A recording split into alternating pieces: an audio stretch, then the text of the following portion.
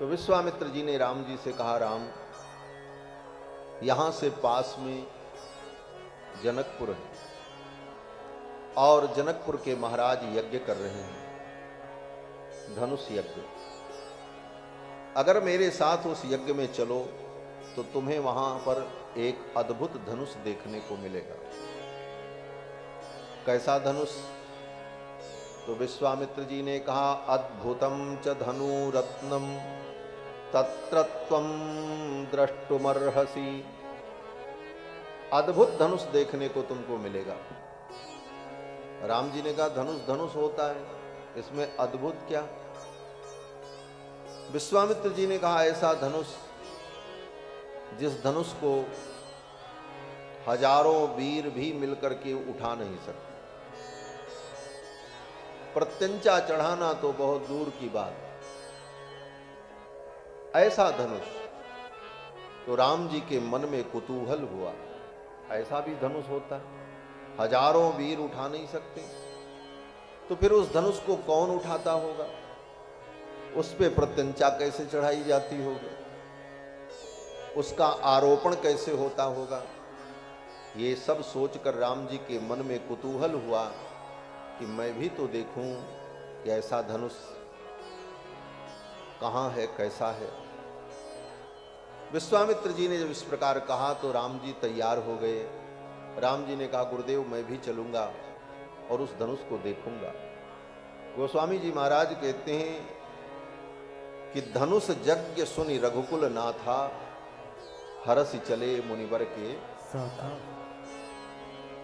उस धनुष की विशेषता को विश्वामित्र जी के द्वारा सुनकर भगवान के अंदर धनुष के दर्शन का उत्साह उत्पन्न हुआ और मिथिला की यात्रा में विश्वामित्र जी के साथ चल पड़े।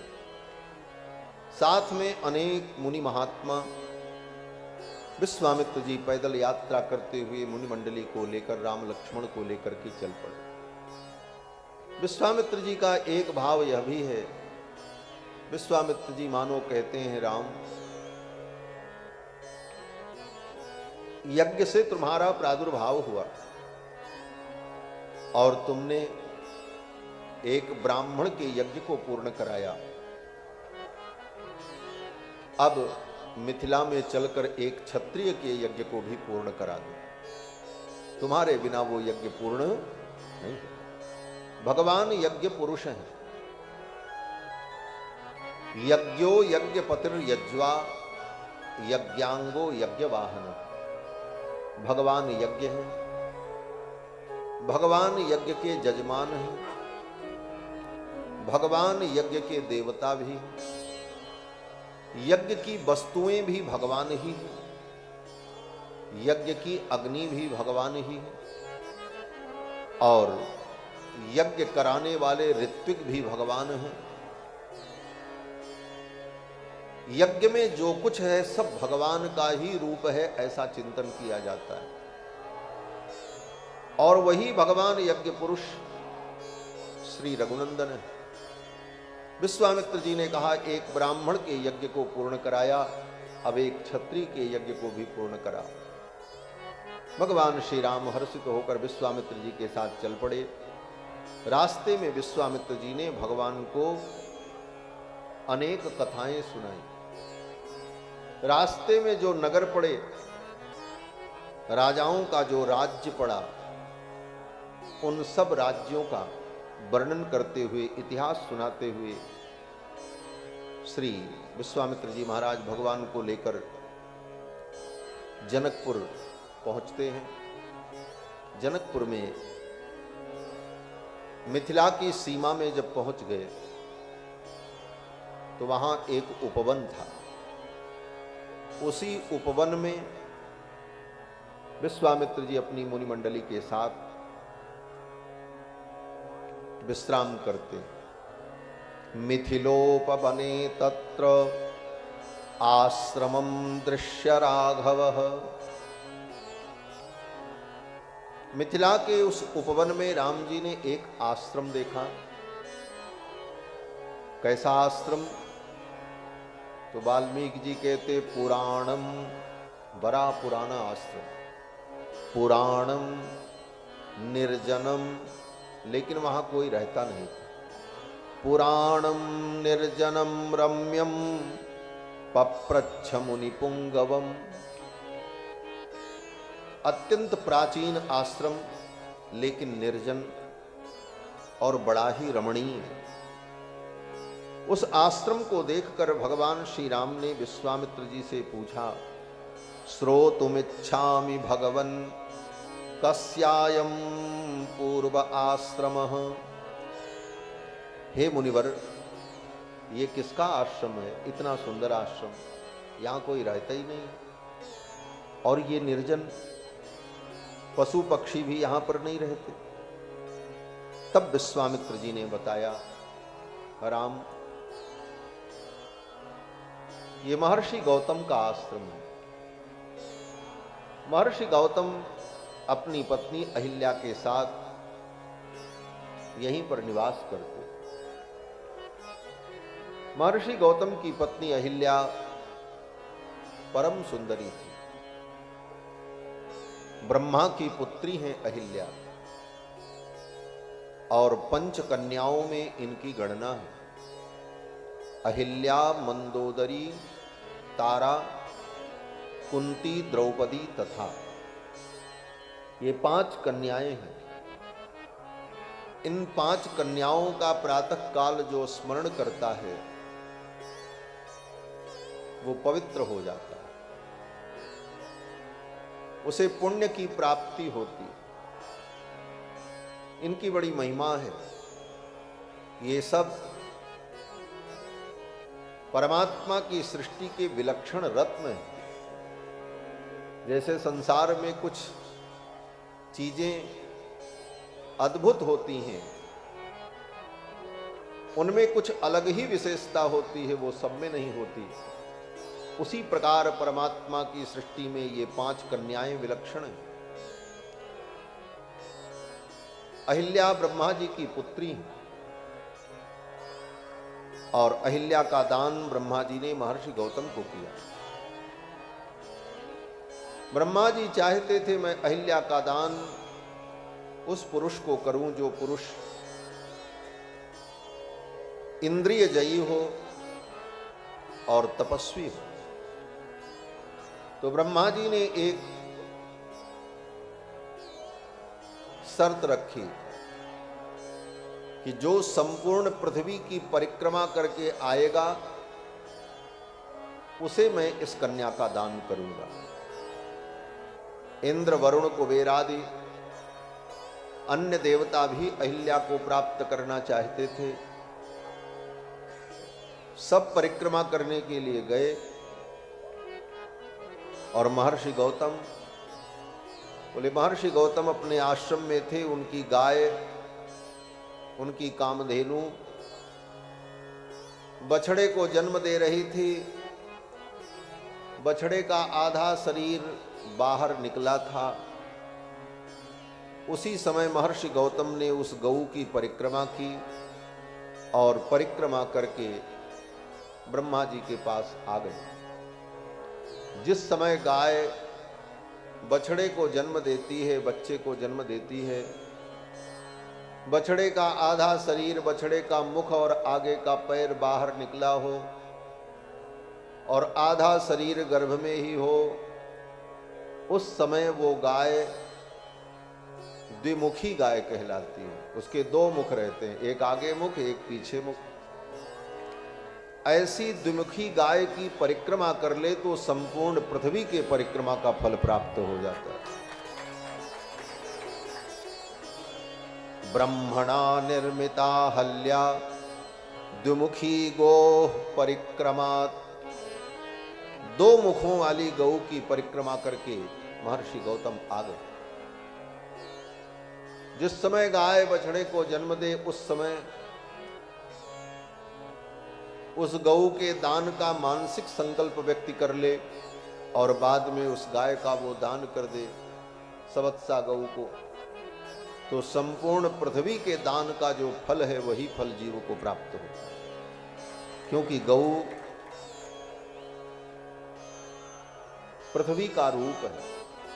कल भी कथा में आपने सुना, जब भी कहीं शास्त्र में चर्चा आती है कि भूदेवी भगवान के पास, ब्रह्मा जी के पास प्रार्थना करने जाती हैं तो गौ का रूप ही धारण करती हैं। तो द्विमुखी गौ की परिक्रमा करने के फलस्वरूप ब्रह्मा जी ने प्रसन्न होकर के महर्षि गौतम को अहिल्या का दान कर दिया। ब्रह्मणा निर्मिता अहल्या द्विमुखी गोः परिक्रमात् दत्ता पुरा गौतमाय। महर्षि गौतम ने अहिल्या का पाणी ग्रहण किया और अहिल्या के साथ अपने आश्रम में रहकर जप तप नियम में लगे रहते। अहिल्या परम सुंदरी। अहल्या का मतलब ही होता है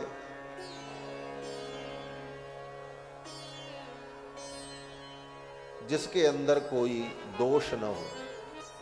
हल्य माने कुरूपता, और जिसके अंदर हल्य नहीं है, कुरूपता नहीं है, उसको कहते हैं अहल्या। इंद्र भी अहिल्या की आकांक्षा कर रहे थे, लेकिन उनको अहिल्या मिली नहीं। महर्षि गौतम को ब्रह्मा जी ने दान कर दिया। एक दिन देवराज इंद्र आए। महर्षि गौतम वन में कंदमूल फल लेने के लिए अपने किसी कार्य से आश्रम से बाहर गए थे। देवराज इंद्र महर्षि गौतम का वेश बना करके आए और अहिल्या से अपने प्रणय का निवेदन किया।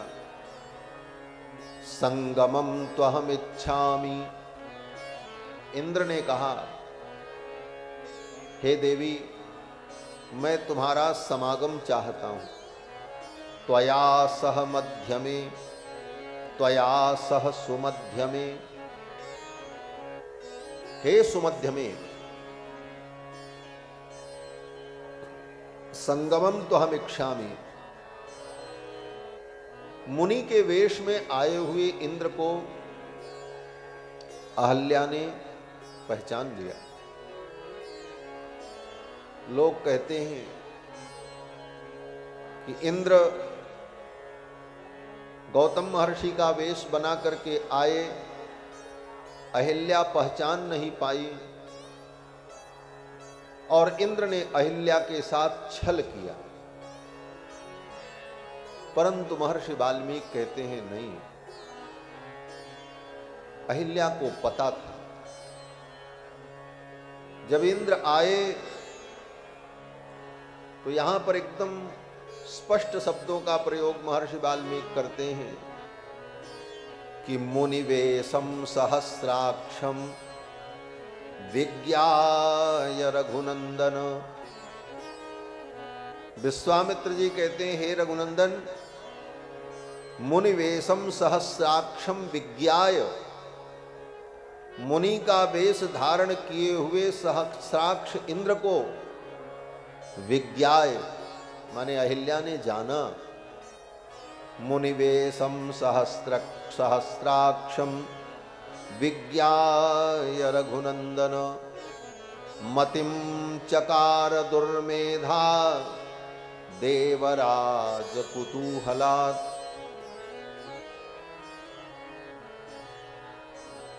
अहिल्या जान गई ये इंद्र हैं और इंद्र के उस निवेदन को अहिल्या ने स्वीकार कर लिया। मतिम चकार, अपनी मति को इंद्र के अनुकूल कर दिया। यह अनुचित था, इसीलिए विश्वामित्र जी कहते हैं दुर्मेधा। अहिल्या के लिए दुर्मेधा शब्द का प्रयोग किया। मतिम चकार दुर्मेधा। दुर्मेधा माने जिसकी मेधा, जिसकी बुद्धि दूषित हो गई। और दूषित क्यों हुई? देवराज कुतूहलात्। अहिल्या को कुतूहल हुआ कि ये देवताओं के राजा हैं, कितने ऐश्वर्य संपन्न हैं, कितने महान हैं, त्रिलोकी के स्वामी हैं, और ये मुझे चाहते हैं। ये तो मेरे लिए बड़ा गौरव है।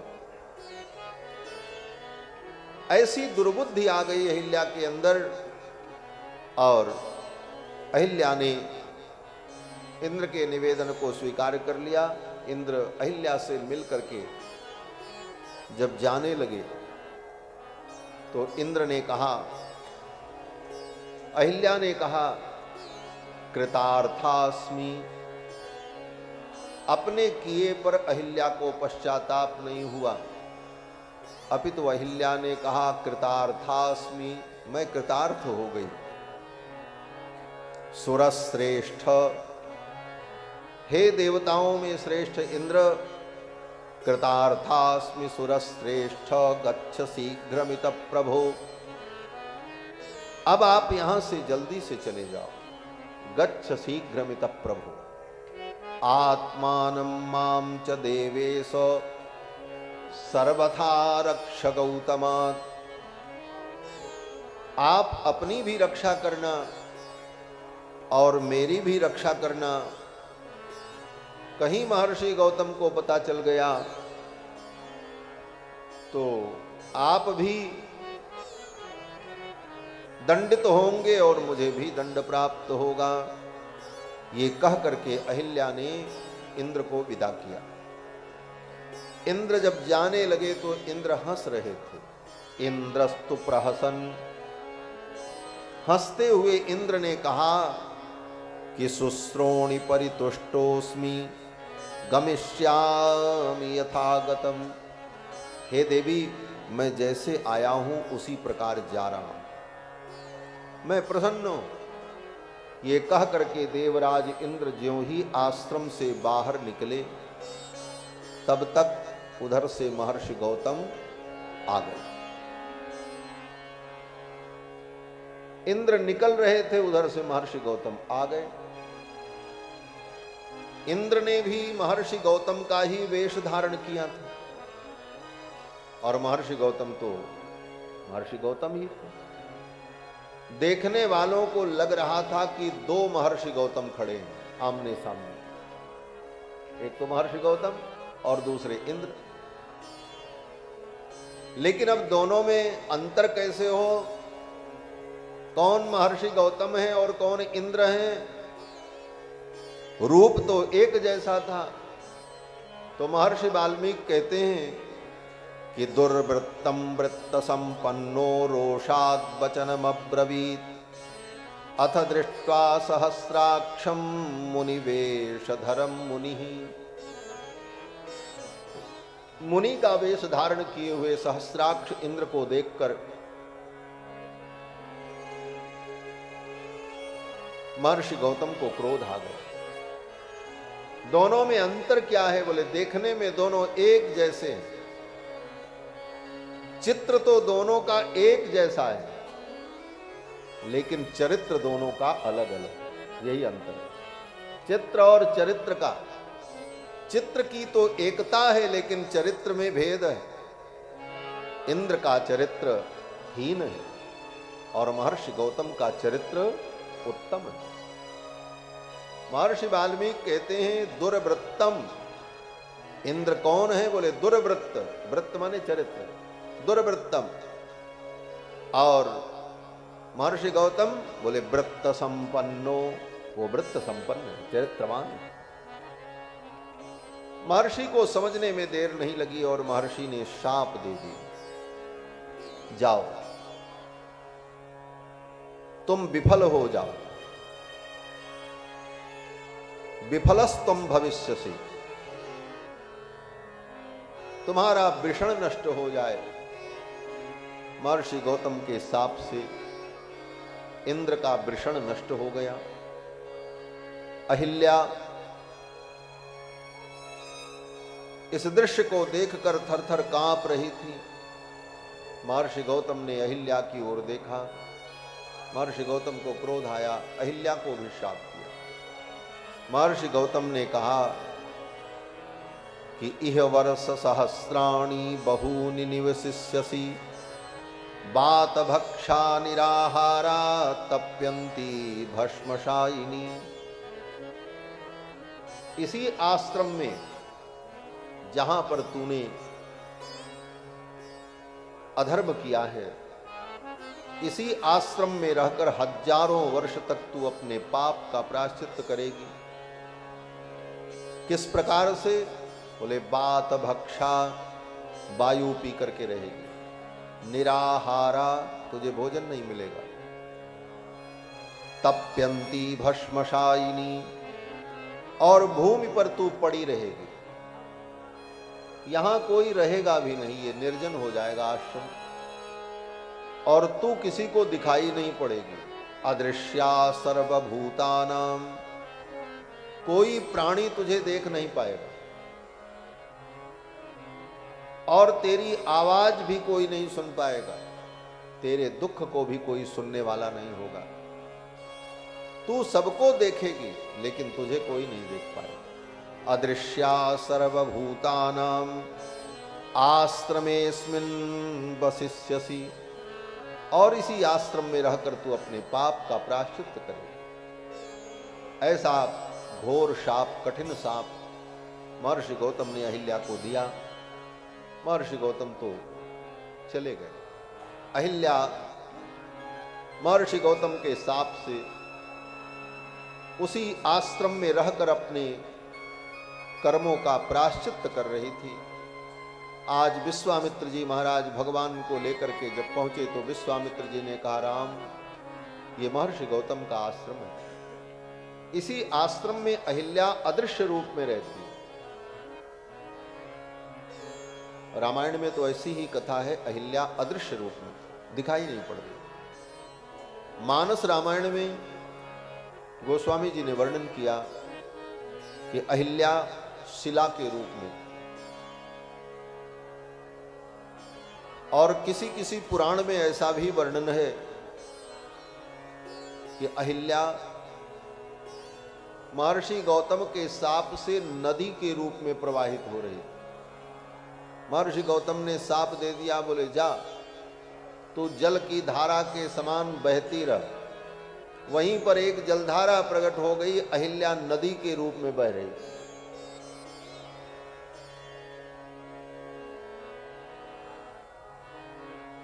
अनेक प्रकार की कथाएं हैं।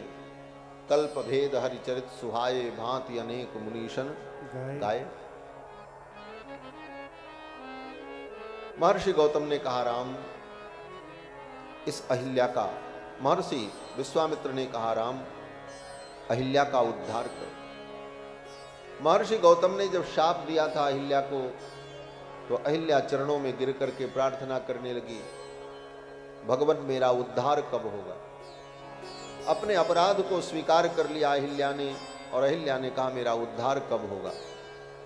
तो महर्षि गौतम ने कृपा की, अनुग्रह किया, और महर्षि गौतम ने कहा कि यदा ते तद्वनम घोरम रामो दशरथात्मजः, जिस दिन दशरथ नंदन राम इस वन में आएंगे, उनके आने मात्र से, उनके दर्शन मात्र से तू पवित्र हो जाएगी, तेरा शाप ताप समाप्त हो जाएगा। यदा ते तद्वनम घोरम रामो दशरथात्मजः आगमस्यति दुर्धर्षः तदा पूता भविष्यति। जिस दिन राम आएंगे उसी दिन तू पवित्र हो जाएगी। तदा पूता भविष्यति, पूत हो जाएगी। पूत माने पावन। राम जी के दर्शन से पतित व्यक्ति भी पावन हो जाता है। इसीलिए राम जी का नाम है पतित पावन। पतित पावन सीता। महर्षि गौतम ने कहा, राम, तारयैनाम महाभागाम अहिल्याम देवरूपिणीम। विश्वामित्र जी ने कहा, राम, तारयैनाम, इसको तार दो, इसका उद्धार करो, इसे तारो। तारयैनाम, क्यों? तो विश्वामित्र जी कहते हैं महाभागाम, ये अहिल्या महाभाग्यशालिनी है, इसका उद्धार करो। महाभाग्यशालिनी है। जिसको शाप मिला, पति ने जिसको त्यागा और हजारों वर्षों से जो दुख भोग रही है, और केवल धरती पर ही नहीं स्वर्ग तक जिसका अपयश हुआ, उस अहिल्या को विश्वामित्र जी कहते महाभागाम, ये महाभाग्यशालिनी। महाभाग्यशालिनी क्यों है? बोले कैसा भी पापी हो, दुराचारी हो, दीनहीन हो, अगर वो भगवान की चरण में पहुंच जाए, भगवान की शरण में पहुंच जाए तो वो पवित्र हो जाता है, वो भाग्यशाली होता है। लेकिन दीनहीन पापी का उद्धार करने के लिए भगवान के ही चरण चल करके जहां चले आवे, वो तो महाभाग्यशाली होता है। ये तो महाभाग्यशाली नहीं, आपके चरण स्वयं चल करके इसका उद्धार करने के लिए आए हैं। इसलिए हे राम, ये महाभाग्यशालिनी है। तारयैनाम महाभागाम अहल्याम देवरूपिणी, ये देवरूपिणी है। क्यों? बोले देवरूपिणी इसलिए है कि जिसके ऊपर कृपा करने के लिए स्वयं रघुनंदन नंगे पांव चलकर यहां तक आए। विश्वामित्र जी ने कहा राम इसका उद्धार करो। विश्वामित्र जी के कहने पर भगवान श्री राम ने उस आश्रम में प्रवेश किया। और यहां वाल्मीकि रामायण में वर्णन है, जैसे ही राम जी ने प्रवेश किया, अहिल्या का शाप ताप समाप्त हो गया और अहिल्या अपने दिव्य रूप में प्रकट हो गई भगवान का दर्शन करके। और मानस रामायण में गोस्वामी जी वर्णन करते हैं कि रास्ते में शिला पड़ी थी। विश्वामित्र जी आगे आगे चल रहे हैं, राम लक्ष्मण पीछे हैं। विश्वामित्र जी आगे निकल गए, शिला पीछे छूट गई। राम जी ने उस शिला को देखा और राम जी ने गुरु जी से पूछा मुनि शिला प्रभु देखे, पूछा मुनि शिला प्रभु देखे, सकल कथा मुनि कहा विसेखी, सकल कथा मुनि कहा विसेखी, पूछा मुनि शिला प्रभु देखी, पूछा मुनि शिला प्रभु देखी। पूछा मुनि शिला प्रभु देखी। उस शिला को देख करके भगवान ने विश्वामित्र जी से पूछा, गुरुदेव ये शिला कैसी? तो विश्वामित्र जी तो आगे निकल गए। घूम करके विश्वामित्र जी ने देखा, विश्वामित्र जी को तो सब पता था। राम जी की ओर देखा और मुस्कुराने लगे। राम, इस रास्ते से कितने लोग आते हैं जाते हैं, किसी की दृष्टि इस शिला पर नहीं पड़ी, मेरी भी दृष्टि नहीं पड़ी। राम, तुम्हारी दृष्टि इस शिला पर कैसे पड़ गई? तो राम जी मुस्कुराने लगे और मानो मुस्कुरा करके राम जी कहना चाहते हैं, गुरुदेव, जिसको कोई नहीं देखता, जिसको कोई नहीं पूछता, जिस पर किसी की दृष्टि नहीं होती, उसी पर मेरी दृष्टि होती। जो दीन है, हीन है, मलिन है, त्यक्त है, परित्यक्त है, उसी पर मेरी दृष्टि होती है। क्योंकि भगवान तो दीन दयाल है, दीनानाथ, दीनों पर ही इनकी कृपा होती है। विश्वामित्र जी ने कहा, राम, गौतम नारी श्राप बस उपल देह धरि धीर, चरण कमल रज चाहती, कृपा करहु रघुवीर। हे रघुनंदन, ये गौतम पत्नी अहिल्या आपके चरणों के रथ को चाहती है। आप कृपा करो, इसका उद्धार करो, अपने चरण के स्पर्श से इसका उद्धार करो। भगवान को बड़ा संकोच हुआ। एक तरफ गुरुदेव की आज्ञा और दूसरी तरफ मर्यादा। क्या मर्यादा? बोले कुछ भी हो, ये शिला के रूप में जो है ये अहिल्या ऋषि पत्नी है, ब्राह्मणी है, और एक ब्राह्मणी को मैं अपने चरण से छूं, ब्राह्मण को, गऊ को, प्रतिमा को, पुस्तक को, ग्रंथ को चरण से स्पर्श नहीं करना चाहिए। ये मर्यादा नहीं। राम जी मर्यादा पुरुषोत्तम है, विचार करने लगे कि अगर मैं चरण से छूता हूं तो मर्यादा समाप्त हो जाएगी, और नहीं छूता हूं चरण से तो गुरु जी के वचन की अवहेलना हो जाएगी। गुरु जी ने कहा, गौतम नारी स्थाप बस उपल देह धरि धीर, चरण कमल रज चाहती कृपा करो रघुवीर। ऐसी स्थिति में जब ऐसा धर्म संकट होता है तो इसका भी शास्त्र निर्णय करता है। क्या निर्णय है? बोले शास्त्र का वचन है कि आज्ञा गुरूणाम अविचारणीया, गुरु की आज्ञा में विचार नहीं करना चाहिए।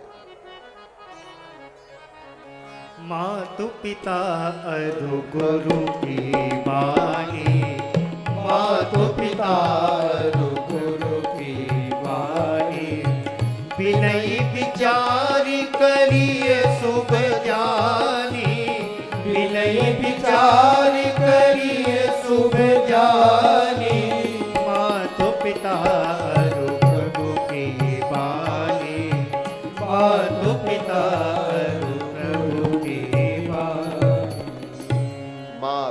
पिता, प्रभु, गुरु, इनकी वाणी में विचार नहीं करना चाहिए। आज्ञा गुरुणाम अविचारणीय, और बिना विचार किए श्रद्धा भाव से उसका पालन कर दे तो कोई दोष नहीं। परशुराम जी के पिता जमदग्नि ने अपने पुत्र परशुराम से कहा, जाओ अपनी मां का सिर काट करके लिया। एक तरफ पिता की आज्ञा, और पिता की आज्ञा टालना नहीं चाहिए। लिखा है वेदों में, पितृदेवो भव, और आज्ञा क्या है? बोले अपने मां का सिर काट के लाओ। और वेदों में यह भी लिखा है मातृदेवो भव। अब कितना कठिन धर्म संकट था परशुराम जी के साथ। एक तरफ पिता की आज्ञा, दूसरे तरफ माता का मरण होगा। लेकिन पिता की आज्ञा को श्रेष्ठ समझकर परशुराम जी महाराज गए और मां का सिर काट लिया। रेणुका देवी का सिर काट करके ले आए और ला करके पिता के चरणों में रख दिया। पिताजी प्रसन्न हो गए, बोले बेटा मैं तुमसे प्रसन्न हूं, तुमने मेरी आज्ञा का पालन किया, तुम्हारी पितृभक्ति से मैं संतुष्ट हूं, वरदान मांगो, क्या चाहिए? परशुराम जी ने कहा, यही वरदान दे दीजिए कि मेरी जो मां मर गई वो जिंदा हो जाए। कितनी युक्ति से धर्म की भी रक्षा और आज्ञा का पालन भी। और इतना ही नहीं, और भी पुत्र थे जमदग्नि के, उनसे कहा जाओ अपनी मां का मस्तक काट करके लाओ। कोई आज्ञा मानने को तैयार नहीं हुआ। पिताजी ने कहा इन सबको मार डालो और मां का मस्तक काट के लाओ। परशुराम जी ने सबको मार डाला, मां का मस्तक भी काट करके सामने रख दिया। पिता प्रसन्न हो गए। पिता ने कहा वरदान मांगो। परशुराम जी ने कहा ये सब मेरे भाई जीवित हो जाएं और माँ भी जीवित हो जाएं, और इनको मैंने मारा है, ये इनके हृदय में इसका ज्ञान भी न रहे, ये भाव भी समाप्त हो गए। सब काम बना लिया। ये बुद्धिमान। निष्ठा हो धर्म की तो मार्ग प्राप्त हो जाता है, कहीं कुछ नहीं। निष्ठा धर्म की होनी चाहिए। धर्म के पथ पर चलने की दृढ़ निष्ठा हो तो किसी प्रकार की कोई समस्या नहीं आएगी, धर्म के पालन में आपको मार्ग मिल जाएगा। राम जी ने भी गुरु की आज्ञा मानी और अपने चरण रज से अहिल्या का उद्धार कर दिया। ज्यों ही चरण से स्पर्श किया, चरण रज पड़ते ही वो शिला दिव्य स्त्री के रूप में प्रकट हो गई। अहिल्या प्रकट होकर के भगवान की स्तुति करने लगी। परिसत पथ पावन शोक न सावन, प्रकट भई तब कुंज सही, देखत रघुनायक जन सुखदायक, सन्मुख हुई कर जोरी रही, अति प्रेम अधीरा पुलक शरीरा, मुख नहीं आवई बचन कही, अतिशय बड़ भागी चरणन लागी, जुगल नयन जल धार बही, धीरज मन कीना प्रभु कहुँ चीना, रघुपति कृपा भगत पाई, अति निर्मल बानी स्तुति ठानी, ज्ञान गम जय रघुराई, मैं नारी पावन प्रभु जग पावन, रावण रिपुजन सुखदाई, राजीव विलोचन भव भय मोचन, पाई पाई शरणन आई, मुनि साप जो दीना अति भल कीना, परम अनुग्रह में माना, देखूं बलि लोचन हरि भव मोचन, इहि लाभ शंकर जाना, बिनती प्रभु मोरी मैं मति भोरी, नाथ नमा कहूँ पर आना, पद कमल परागा रस अनुरागा, मम मन मधुप करे पाना, यही पद सुर सरिता परम पुनीता, प्रकट भई शिव शीस धर, सोई पद पंकज जय पूजत अज, मम सिर धर कृपाल धरी, यही भांति सिधारी गौतम नारी, बारी बारी हरि चरण पर, जो अति मन भावा सो बर पावा, के पति लोक आनंद भरी, पर सत पद पा, पर सत पद पा, पर सत पद पा। भगवान के श्री चरणों के स्पर्श से अहिल्या पावन हो गई। अहिल्या ने भगवान की स्तुति की और अहिल्या ने कहा कि मुनि शाप जो दीन्हा अति भल कीन्हा। महर्षि गौतम ने जो शाप दिया बहुत अच्छा किया, अब अच्छा लगने लगा। उस समय शाप अच्छा नहीं लगा जब गौतम जी ने शाप दिया, लेकिन अब अहिल्या कह रही हैं कि मुनि शाप जो दीन्हा अति भल कीन्हा, परम अनुग्रह मैं माना। मुनि ने जो शाप दिया बहुत अच्छा किया, इसको मैं अनुग्रह मानती हूं। क्यों? बोले अगर मुनिवर शाप न देते तो मुझे आज राम जी का दर्शन कहां होता। मुनियों के शाप में इतनी ताकत है कि परमात्मा का दर्शन करा दे, तो वरदान में कितनी ताकत होगी। महात्माओं के क्रोध का इतना उत्तम फल है, तो महात्माओं की कृपा का फल कितना उत्तम है, ये विचार करना। इसीलिए आचार्यों ने कहा क्रोधोपि देवस्य वरेण तुल्यः। श्रेष्ठ जनों का क्रोध भी वरदान के समान होता है। क्रोधोपि देवस्य वरेण तुल्यः। श्रेष्ठ जनों का क्रोध किसी वरदान से कम नहीं होता। अहिल्या का उद्धार किया।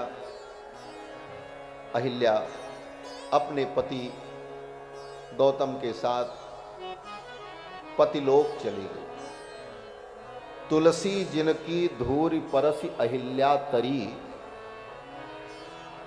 तुलसी जिनकी धूरि परसि अहिल्या तरी, गौतम सिधारे गृह गवनो सो लवाई के।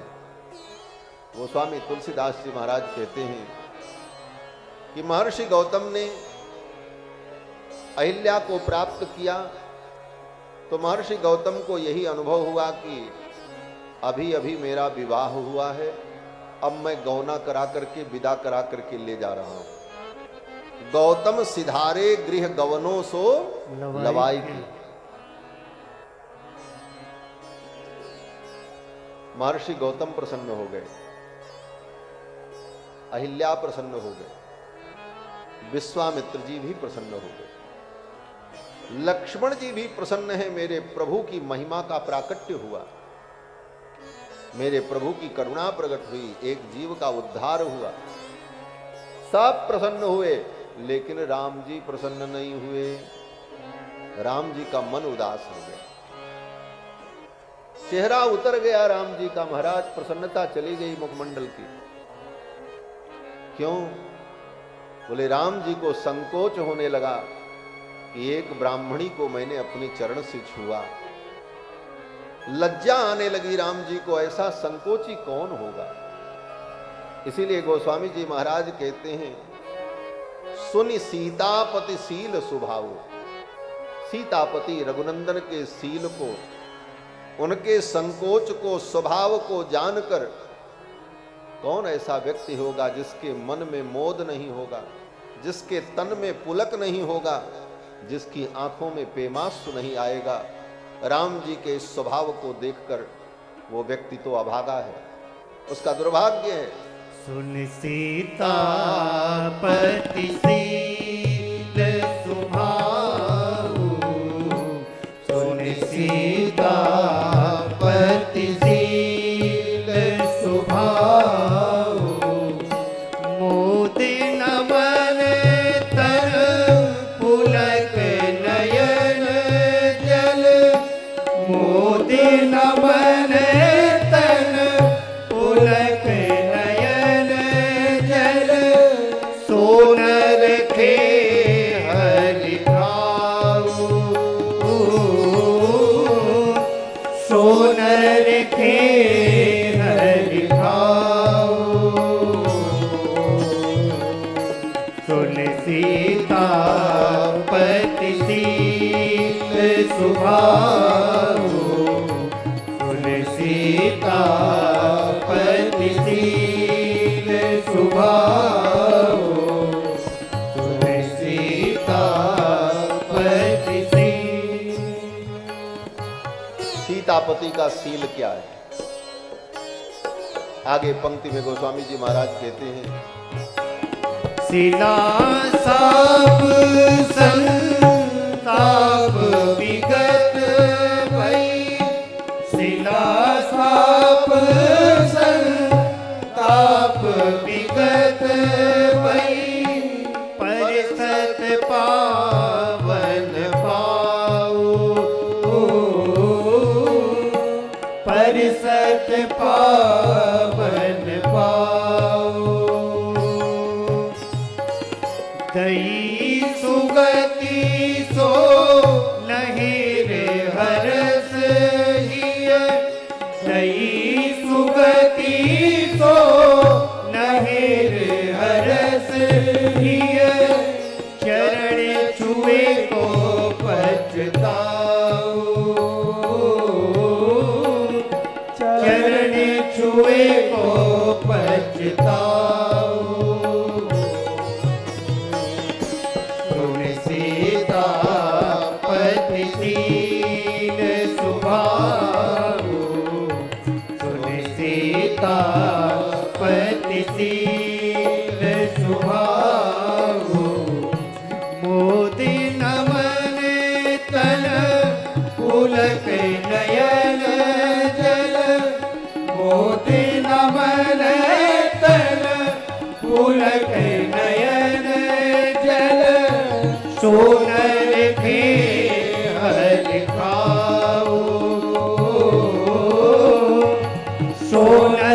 के हरि खाओ,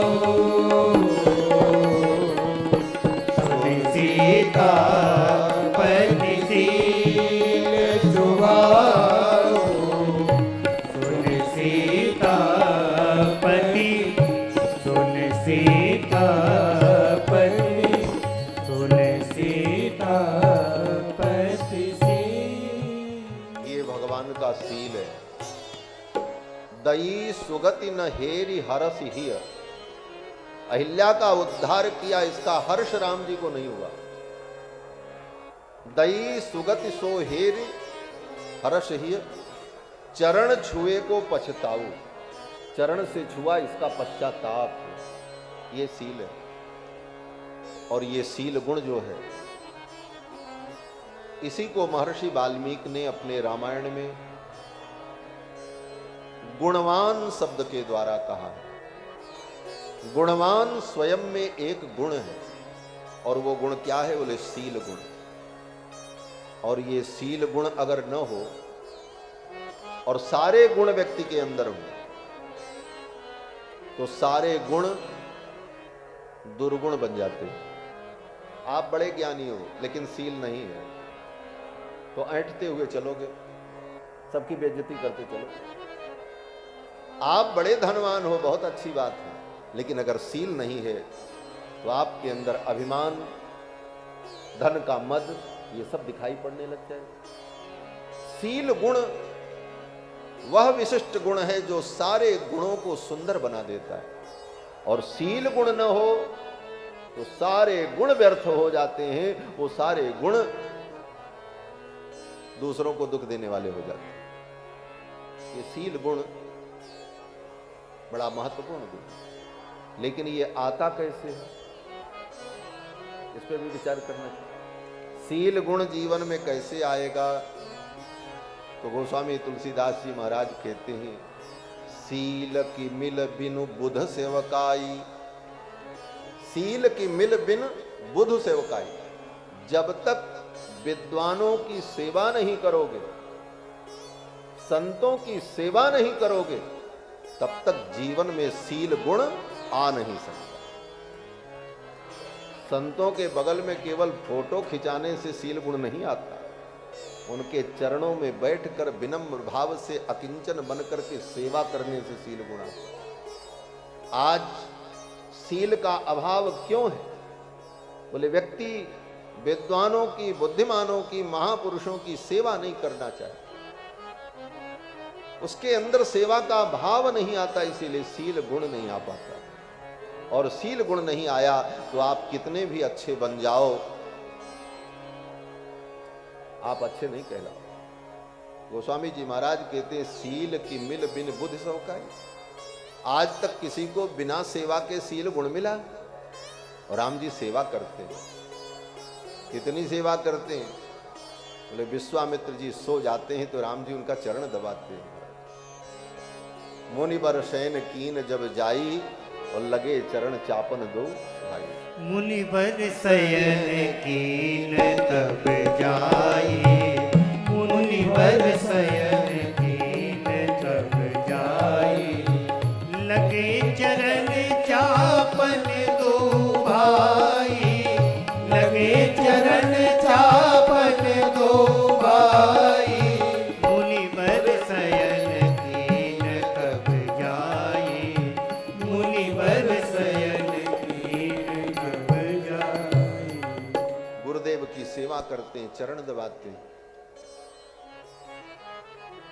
गुरु जी की आज्ञा का पालन करते हैं। गुरु जी बार बार कहते हैं बेटा जाओ सो जाओ,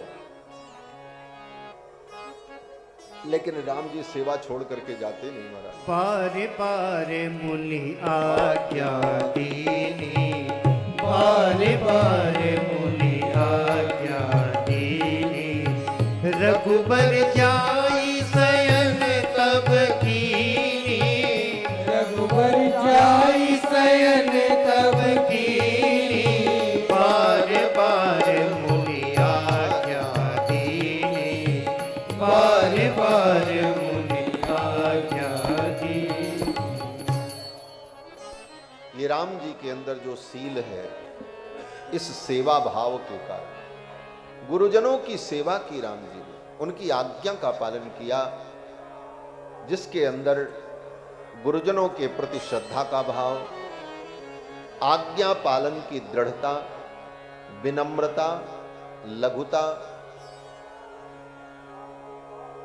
आएगी, वही शीलवान बनता है। और सील गुण व्यक्ति के अंदर आ जाए तो उस सील गुण की छाया में उसके हजारों दुर्गुण भी आच्छादित हो जाए। सील गुण ऐसा गुण है। सीलता, विनम्रता आ जाए। एक चोर में, एक अपराधी में अगर सीलता, विनम्रता आ जाती है तो न्यायाधीश के हृदय में भी दया आ जाती है, इसकी सजा को थोड़ा कम कर दो, माफ कर दो। ये सील गुण इतना अद्भुत गुण है। और सील नहीं आया तो सारे गुण बेकार हैं। राम जी का प्रधान गुण सील है, सौशील्य, इसी को सौशील्य कहते हैं। और यहां पर वाल्मीकि रामायण में तो एक विलक्षण वर्णन है कि अहिल्या जब अपने स्वरूप में प्रकट हो गई तो राम लक्ष्मण दोनों भाइयों ने अहिल्या के चरणों में प्रणाम किया। अहिल्या के चरणों में अपना मत्था रखा, अहिल्या के मस्तक पर अपना चरण नहीं रखा, अपितु अहिल्या के चरण में अपना मस्तक रखा। ये भाव है। महर्षि वाल्मीकि कहते हैं, राघवौ तु तदा तस्याः पादौ जगहतुर्मुदा। और प्रसन्नता पूर्वक अहिल्या ने भगवान का आतिथ्य किया। इस प्रकार भगवान ने अहिल्या का उद्धार किया। जनक जी महाराज को पता चला, विश्वामित्र जी अपनी मुनि मंडली के साथ आए हैं, तो श्री जनक जी महाराज ब्राह्मणों को लेकर, अपने मंत्रियों को लेकर के विश्वामित्र जी से मिलने के लिए आए। विश्वामित्र महामुनि आए, विश्वामित्र महामुनि आए, समाचार मिथिलापति पाए, समाचार मिथिलापति पाए। संग सचिव सुचि भूरि बटे, भूसुर बर गुरु ज्ञात। संग सचिव सुचि भूरि बटे, भूसुर बर गुरु ज्ञात।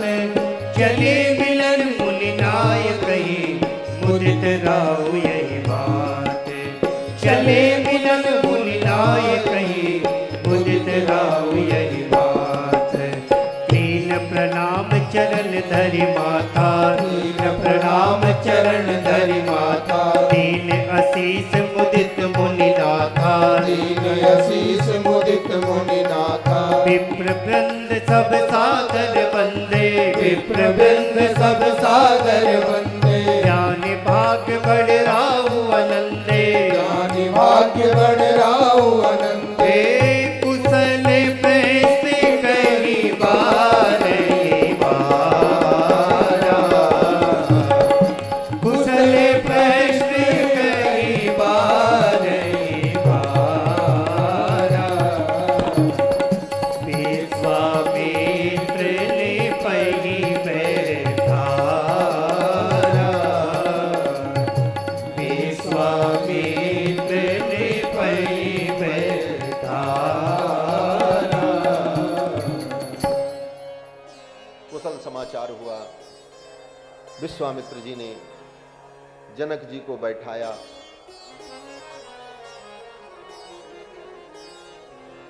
तब तक राम लक्ष्मण दोनों भाई आ गए। जिस समय जनक जी आए उस समय राम लक्ष्मण विश्वामित्र जी के पास नहीं थे, बगल के बगीचे में, उपवन में टहल रहे थे। उनको आहट मिली कि कुछ लोग गुरुदेव के पास आए हैं, हो सकता है मेरी आवश्यकता पड़े, गुरुजी हमें बुलावें। तो भगवान श्री राम और कुमार लक्ष्मण आ गए। और जब आए, जनक जी ने देखा राम लक्ष्मण को और विश्वामित्र जी ने प्रेम पूर्वक दोनों भाइयों को, राम लक्ष्मण को, अपने सन्निकट बैठाया। बाकी लोग तो शिष्टाचार में दूर बैठे थे, जनक जी उतनी दूर, मंत्री इधर, ब्राह्मण लोग इधर। लेकिन राम लक्ष्मण जब आए तो दोनों भाइयों को विश्वामित्र जी ने अपने निकट बैठाया।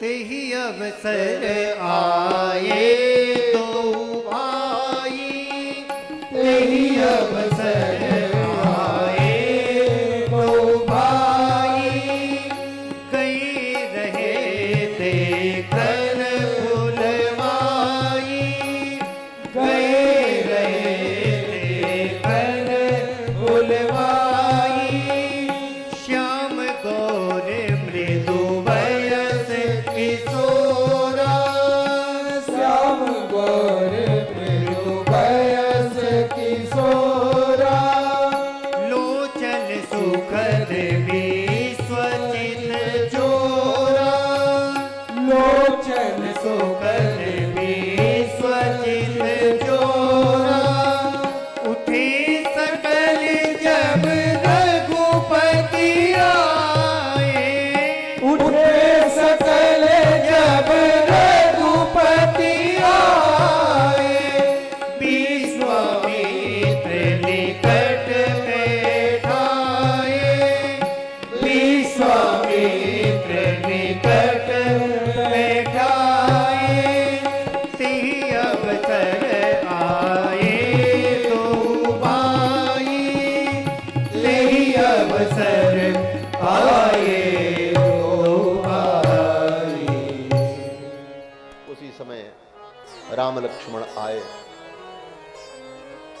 दोनों भाइयों के आते ही उनका तेज, उनका प्रकाश और आभा मंडल ऐसा था कि अपने आप सब उठ करके खड़े हो गए। जैसे कोई विशिष्ट व्यक्ति आवे, भले आप उसे पहचानते नहीं, कभी देखा नहीं, लेकिन कुछ आभा प्रकाश विलक्षण होता है तो अपने आप व्यक्ति उस आभा मंडल में प्रभावित होगा। सब उठ करके खड़े हो गए। और गजब तो तब हो गया जब विश्वामित्र जी ने उन दोनों भाइयों को अपने सन्निकट बैठाया। अब जनक जी को लगा ये कौन है, ऐसा तेज, ऐसा स्वरूप, और विश्वामित्र जी महाराज ऐसे महामुनि इनको इतना स्नेह दे रहे हैं। ऐसे महामुनि विश्वामित्र के स्नेह भाजन हैं, इसका मतलब ये कोई विलक्षण व्यक्तित्व है। ऐसा सोचकर जनक जी महाराज तो आश्चर्यचकित होकर के देखते रहे। जनक जी से रहा नहीं गया और जनक जी ने पूछा, गुरुदेव सारी बात धरी की धरी रह गई, बात दूसरी शुरू हो गई। जनक जी ने कहा, मुनिवर पहले तो ये बताओ कि ये दोनों बालक कौन है। विश्वामित्र जी ने कहा, क्यों? जनक जी ने कहा, इनको देख करके मेरा मन इनमें खिंचा जा रहा है। इन्हीं विलोकत अति अनुरागा, बरबस ब्रह्म सुख ही मन त्यागा। मेरा मन ब्रह्म सुख का त्याग कर रहा है। यह भी बड़ा गंभीर प्रश्न है यहां पर। ब्रह्म सुख जिसको परमानंद कहते हैं, ब्रह्म की अनुभूति का, ब्रह्म के दर्शन का, ब्रह्म का ज्ञान होने पर जो आनंद वो ब्रह्मानंद। और राम जी कौन है? बोले राम जी भी ब्रह्म ही है। तो जो आनंद, जो ब्रह्म सुख, ब्रह्मानंद ब्रह्म ज्ञान में प्राप्त होता, वही ब्रह्म के दर्शन में भी होना चाहिए। लेकिन जनक जी कहते हैं, इन्हीं विलोकत अति अनुरागा, बरबस ब्रह्म सुख ही मन त्यागा। बरबस मेरा मन उस ब्रह्म सुख का त्याग करना चाहता है। उस ब्रह्म में उतना सुख नहीं है जितना सुख इनको देखने में मिल रहा है। बोले ये भी तो ब्रह्म ही है। फिर उस ब्रह्म सुख से इस ब्रह्म सुख में अंतर क्या हुआ? ब्रह्म तो एक ही होता, दो थोड़ी होता। तो कहते नहीं, ब्रह्म तो एक है, लेकिन ब्रह्म की दो अवस्थाएं हैं। एक निर्गुण निराकार शुद्ध चैतन्य कूटस्थ ब्रह्म और एक सगुण साकार कोटि कोटि कंदर्प दर्प दलन पटियान भगवान का सगुण साकार रूप। अब दोनों में अंतर क्या है? बोले तत्व तो दोनों में एक ही है, दोनों एक ही तत्व है,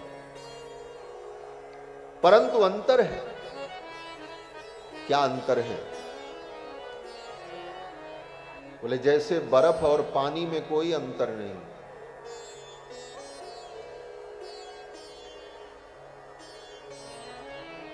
बर्फ और पानी में कोई अंतर नहीं है, लेकिन आपको अगर प्यास लगे,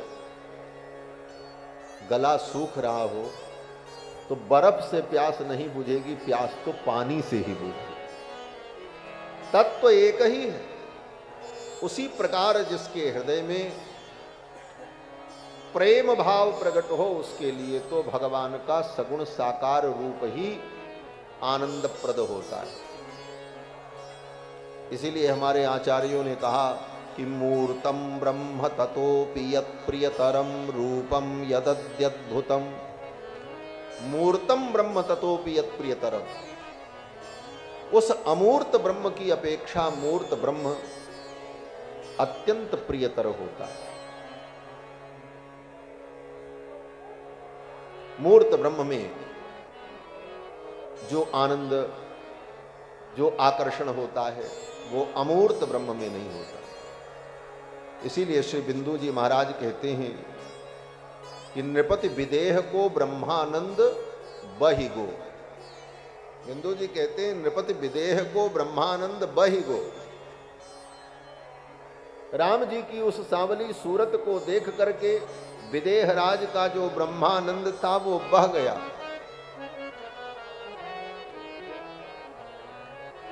बिंदु कवि प्रेमानंद सिंधु बीच बूढ़ी बूढ़ी, उस प्रेमानंद सिंधु में बूढ़ करके, डूब करके विदेह राज जनक का वो ब्रह्मानंद बह गया।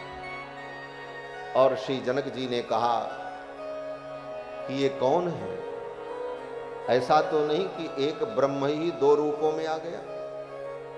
विश्वामित्र जी ने कहा, जनक राज, तुम्हारी वाणी अलीक नहीं हो सकती, तुम जो सोच रहे हो वही है। फिर तो जनक जी ने पूछा कि कथम पद्भ्यामिह प्राप्तौ। अब दूसरा प्रश्न कर रहे हैं। जनक जी कहते हैं कि ये आपके साथ पैदल चल करके आए हैं। विश्वामित्र जी ने कहा, हां, पैदल ही चल करके आए। अब जनक जी भगवान की सुकुमारता का अनुभव कर रहे हैं। जनक जी कहते हैं कि कथम पद्भ्यामिह प्राप्तौ, अपने पैरों से चल करके ये यहां तक कैसे आए? मुझे विश्वास नहीं होता। इतने सुकुमार हैं, ये पैदल चलने के योग्य नहीं है। लेकिन आप कहते हो तो मैं मान लेता हूं, क्योंकि आप महर्षि हो, आप झूठ तो नहीं बोलोगे।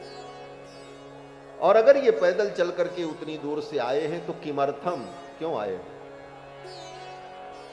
इतना बड़ा पुरुषार्थ इन्होंने क्यों किया यहां आने का? इतना श्रम किया, किमर्थम? इसका कोई बहुत बड़ा प्रयोजन होगा। और ये किसके लिए यहां आए हैं? किमर्थम कस्य वा मुने, किसके लिए आए? ये तो विश्वामित्र जी से जनक जी कह रहे हैं, लेकिन मन में उनको उत्तर स्वयं को मानो मिल रहा है। क्या उत्तर मिल रहा है? बोले जनक जी सोचते हैं कहीं ऐसा तो नहीं कि मैं अपने बेटी के लिए वर ढूंढ रहा हूं, यही तो मेरी बेटी के वर तो नहीं होने वाले? ऐसे मनोहर सुकुमार वीर, धनुषधारी क्षत्रिय कुमार। जनक जी ने कहा, किमर्थम कस्य वा मुने गजतुल्य गति वीरो शार्दूल वृषभोपमौ पद्मपत्र विशालाक्षौ, जिनके नेत्र कमल के समान हैं। बरायुध धरो वीरो कस्य पुत्रौ, ये किनके पुत्र हैं? तब विश्वामित्र जी ने परिचय दिया। विश्वामित्र जी ने कहा, रघुकुल मणि दशरथ के जाए। रघुकुल मणि दशरथ के जाए, रघुकुल मणि दशरथ के जाए। मम हित लागी नरेश पठाए, मम हित लागी नरेश पठाए। रघुकुल मणि दशरथ के जाए, रघुकुल मणि दशरथ के जाए। रघुकुल मणि श्री दशरथ के ये पुत्र हैं और इनके पिता ने मेरे कार्य के लिए इनको भेजा। इन्होंने मेरे यज्ञ की रक्षा की और आपके यहाँ धनुष यज्ञ के देखने के लिए ये मेरे साथ आए। ये सब बातें जब विश्वामित्र जी कह रहे थे तो वहीं पर सतानंद जी खड़े थे। महर्षि गौतम के पुत्र, अहिल्या के पुत्र, जो जनक जी के कुल पुरोहित हैं। सतानंद जी ने जब सुना कि ये दशरथ नंदन राम है, ये दशरथ जी के पुत्र हैं, तब शतानंद जी ने विश्वामित्र जी से कहा, गुरुदेव ये दशरथ नंदन राम हैं, इन्हीं के द्वारा मेरी मां का कल्याण होना था। क्या आपने इनको मेरी मां से मिलाया? अपिते मुनिशार्दूल मम माता यशस्विनी, यशस्विनी मेरी मां, क्या आपने इनको मेरी मां से मिलाया? दर्शिता राजपुत्राय तपोदीर्घमुपागता, दीर्घ काल से जो तप रही हैं उन मेरी मां का आपने इनको दर्शन कराया कि नहीं कराया? विश्वामित्र जी ने सारी घटना बताई, अहिल्या उद्धार की। सतानंद जी बड़े प्रसन्न हुए और सतानंद जी ने विचार किया, मैं किसकी महिमा गाऊं? राम जी ने मेरी मां का उद्धार किया तो मैं राम जी की महिमा सुनाऊं तो कहीं विश्वामित्र जी को बुरा न लग जाए कि लेकर के तो हम आए थे, हम लेकर के ना आते राम जी को तो तुम्हारी मां का उद्धार कहां होता। और अगर मैं विश्वामित्र जी की महिमा का गान करूं तो कहीं राम जी के मन में दुख न हो जाए कि उद्धार तो हमने किया और हमारी कोई महिमा नहीं। तो शतानंद जी ने विचार किया कि गुरु की महिमा में ही शिष्य की महिमा निहित होती है और गुरु की महिमा से ही शिष्य की महिमा का प्रकाश होता है। और शिष्य का यही धर्म है, गुरुम प्रकाशयेत धीमान मंत्रम यत्नेन गोपयेत, अप्रकाशाभ्याम क्षीयेते संपदायुषी। अर्थात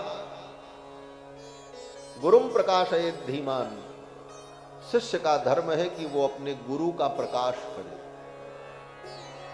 गुरु का प्रकाश मतलब गुरु के वैभव को, गुरु की महिमा को ख्यापित करे,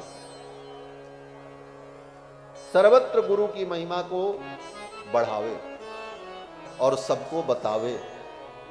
लेकिन गुरु जी ने जो मंत्र बताया वो किसी को न बतावे, वो अपने तक रखे। कहते हैं गुरुम प्रकाशयेत धीमान, गुरु का तो प्रकाश करो, और मंत्रम यत्नेन गोपयेत, और गुरु जी ने जो मंत्र दिया है उसको यत्न पूर्वक छिपाओ। अगर कहीं उल्टा कर दिया, जो छिपाना था उसको छिपाया नहीं और जिसको प्रकाशित करना था उसको छिपाए रखा। आजकल ये भी होता हमारा, ऐसे ऐसे लोग जो अपने गुरु का परिचय ही नहीं देते किसी को। क्यों? बोले हमारे गुरु की महिमा लोग जान जाएंगे तो कहीं गुरु जी के पास न चले जाएं। बहुत से ऐसे लोग हैं, मैं नाम नहीं लूंगा, लेकिन कभी उनके मुख से उनके गुरु की महिमा का प्रकाश करते हुए मैंने अपने कानों से नहीं सुना। ये शिष्य का अपराध है। गुरुम प्रकाशयेत धीमान, गुरु की महिमा का प्रकाश शिष्य को करते रहना चाहिए। कई लोग पूछते हैं, बोले वो तो बड़े महापुरुष, इनके गुरुजी कौन थे? बोले उन्हीं से पूछो, कभी नाम भी नहीं लिया जीवन में कि हमारे गुरुजी कौन। और मैं तो बताऊं कि अगर कम से कम कथा में 25 बार हम अपने गुरुजी का स्मरण न करें तो हमारी तो कथा ही नहीं होती है। गुरुदेव की कृपा से ही होती।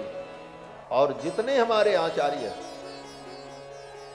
जिन्होंने कृपा करके पंच संस्कार संपन्न दे करके वैष्णव दीक्षा प्रदान की, अनंत श्री विभूषित कौशले सदन पीठाधीश्वर श्रीमद जगत गुरु रामानुजाचार्य स्वामी श्री वासुदेवाचार्य जी महाराज, पूज्य स्वामी जी महाराज, गुरुदेव श्री ब्रह्मचारी जी महाराज, जिनका दर्शन आप लोगों ने प्रयाग में किया है, बहुत से लोगों ने किया होगा।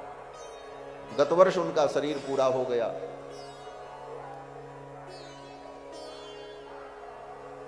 प्रतिवर्ष वो प्रयाग आते थे और यहीं शिविर में 10 दिन 5 दिन प्रवास रखते थे और सबको दर्शन मिलता था।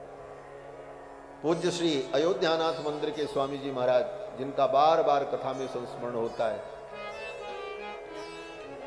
जिनके चरणों में बैठकर भगवान की मंगलमयी कथा सुनने का मुझे सुअवसर मिला और जिनके सुने हुए प्रसाद को मैं जितना धारण कर सका उतना ही सुना पाता हूं। सुनाया तो उन्होंने बहुत, लेकिन जितना धारण हो पाया उतना मैं कह पाता। ऐसे महापुरुष थे महाराज। तो शिष्य का धर्म है कि अपने गुरु का प्रकाश करे। गुरुम प्रकाशयेत धीमा और मंत्रम यत्नेन गोपयेत, और मंत्र जो उन्होंने दिया उसको छिपा करके रखा। और अगर उल्टा कर दिया, जिसे छिपाना है उसका प्रकाश कर दिया और जिसका प्रकाश करना चाहिए था उसका प्रकाश नहीं किया, तो कहते हैं अप्रकाश प्रकाशाभ्याम क्षीयते संपदायुषी। उस शिष्य की संपदा और उसकी आयु दोनों क्षीण हो जाती है। अप्रकाशाभ्याम क्षीयते संपदायुषी। तो शतानंद जी महाराज विश्वामित्र जी की महिमा का वर्णन करने लगे और राम जी को पूरी कथा सुनाई। विश्वामित्र जी के पूर्व वृत्तांत को सुनाया। ये पहले राजा थे, फिर ब्रह्मर्षि बने तपस्या करके। ब्रह्मर्षि बनने में कितनी बाधाएं आईं, उनकी तपस्या नष्ट हुई, सब वृत्तांत सुनाया।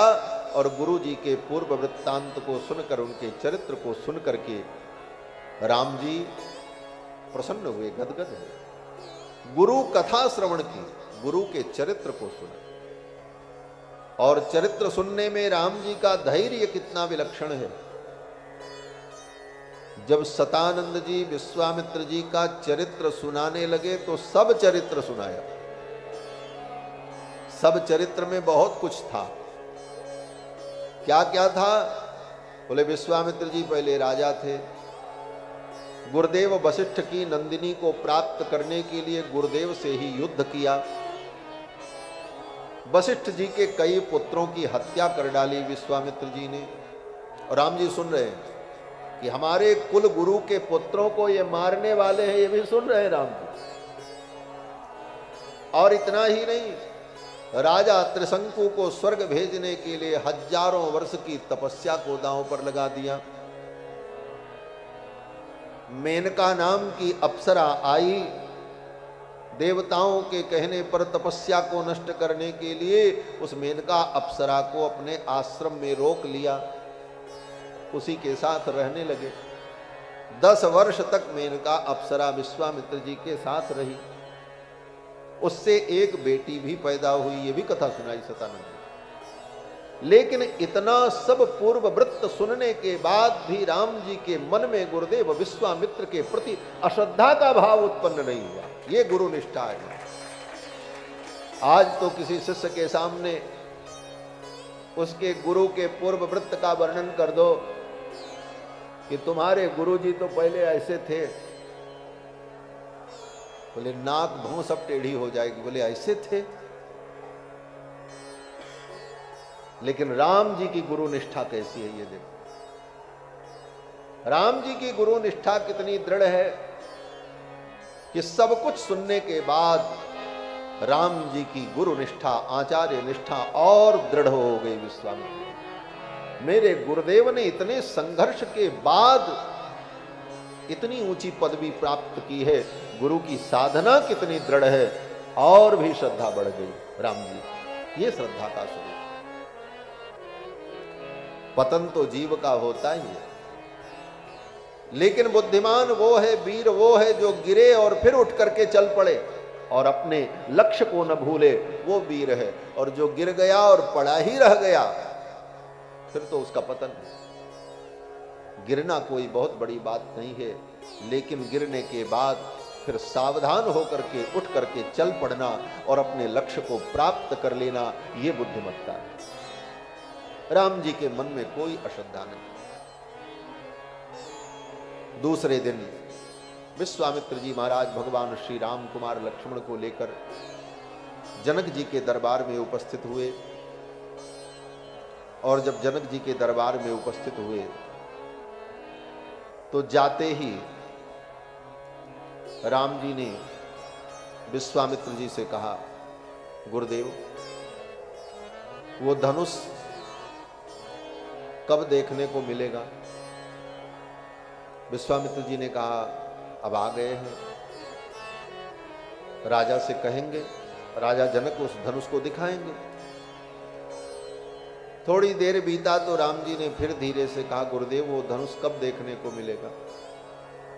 जैसे किसी बच्चे को आप कोई लालच देकर, लोभ देकर के कहीं ले जाओ, चलो चलो मेरे साथ में तुमको चॉकलेट दिलाऊंगा, तो अब उसका ध्यान उसी चॉकलेट पर लगा रहेगा जब तक मिल न जाए। ये भगवान की बड़ी मधुर लीला है।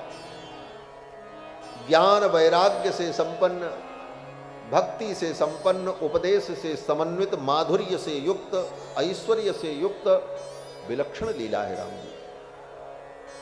ऐश्वर्य भी है और माधुर्य भी है। विश्वामित्र जी को भगवान अपनी बाल लीला का सुख भी देते हैं। जैसे बच्चे कीड़ा करते उसी प्रकार बच्चों जैसा व्यवहार। गुरु जी, वो धनुष कब देखने को मिलेगा? अंत में विश्वामित्र जी ने देखा कि अब राम के धैर्य की बहुत परीक्षा हो गई। अब जनक जी को कहना ही पड़ेगा। विश्वामित्र जी ने कहा, जनक राज, आपके यहां वो जो धनुष है, वो धनुष मेरे राम को दिखाओ। एतद्दर्शय भद्रम ते, हे राजन, वो धनुष मेरे राम को दिखा दो, ये देख लेंगे तो इनका प्रयोजन पूर्ण हो जाए। कृतकामौ नृपात्मजौ, ये दोनों भाई कृतकाम हो जाएंगे। कृतकाम का मतलब इनका काम पूरा हो जाएगा। इसी काम के लिए इतनी दूर ये आए। मानो विश्वामित्र जी ये भी कहना चाहते हैं, जनक राज, ये यहां जिस काम के लिए आए हैं वो काम पूरा होना चाहिए। कृतकामौ नृपात्मजो दर्शनादस्य धनुषो यथेष्टम प्रतियास्यत। जनक जी ने कहा, मुनिवर, उस धनुष को दिखाने के पहले उस धनुष से जुड़ी हुई कुछ घटनाओं का मैं परिचय दे दूं।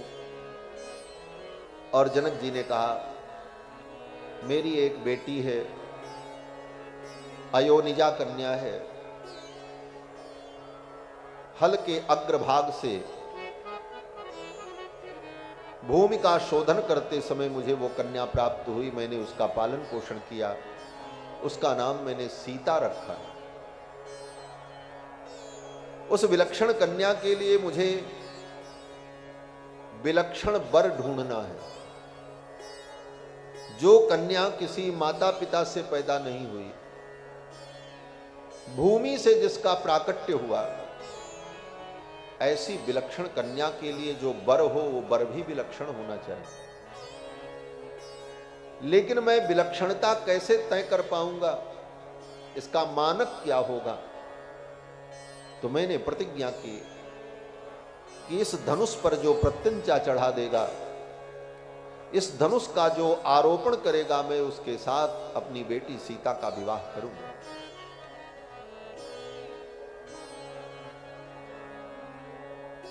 इस बात को सुनकर के बड़े बड़े वीर आए और आज तक कोई इस धनुष पर प्रत्यंचा नहीं चढ़ा सका, इसका आरोपण नहीं कर सका।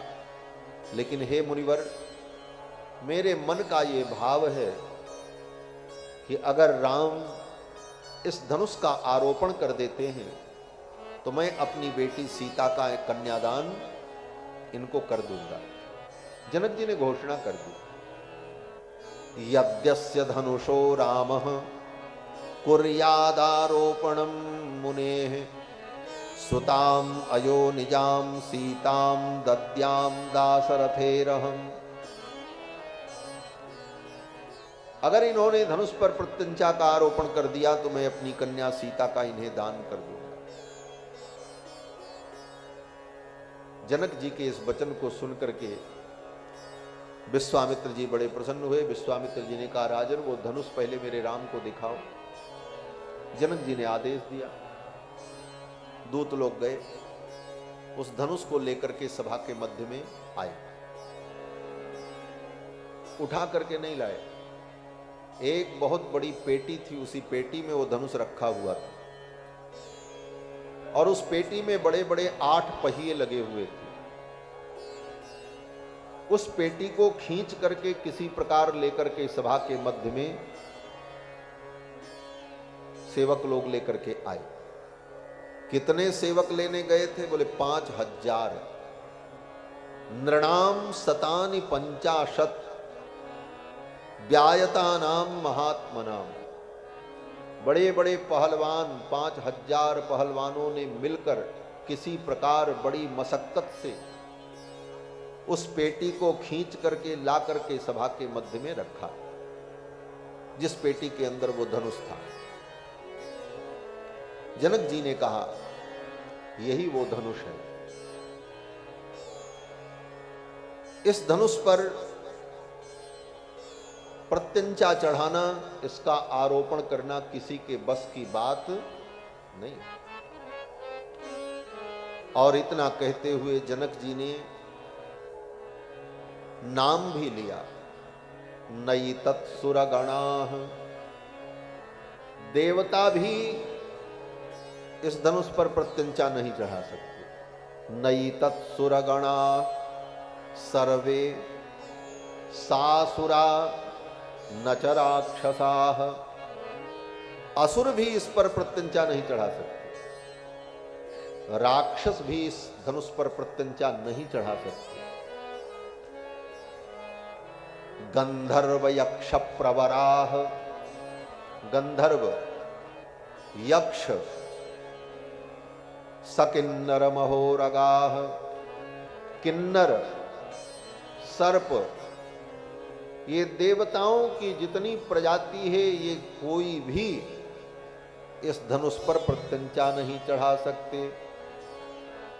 फिर आगे जनक जी ने कहा कि जब देवता, गंधर्व, यक्ष, राक्षस, नाग, किन्नर ये सब इस धनुष पर प्रत्यंचा नहीं चढ़ा सकते, तो मनुष्य की क्या गति है? क्वा गतिर ही मनुष्याणाम। मनुष्य की तो कोई गति ही नहीं है।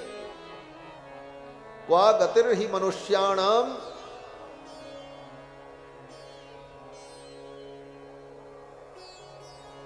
मनुष्य तो इस पर प्रत्यंचा नहीं चढ़ा सकता। धनुषोस्य प्रपूरणे। ये जनक जी ने जब कहा, इसके बाद राम जी गए हैं और धनुष को उठाया भी, प्रत्यंचा भी चढ़ाया और आरोपण भी किया और इतना खींच दिया धनुष को कि धनुष टूट भी गया।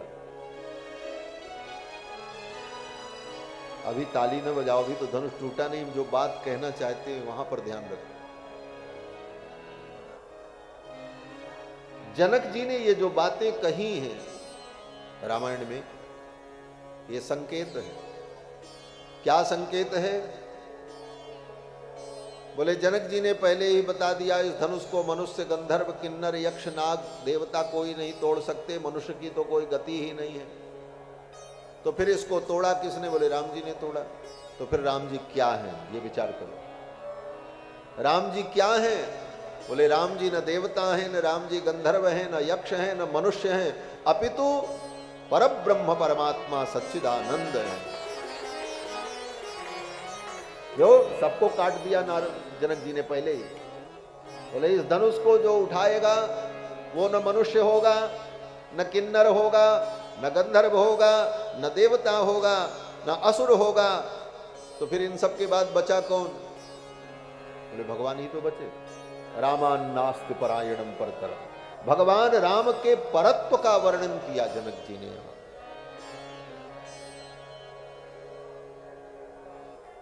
जब जनक जी ने इस प्रकार कहा तो विश्वामित्र जी ने आज्ञा दी, राम वत्स राम धनु पश्य।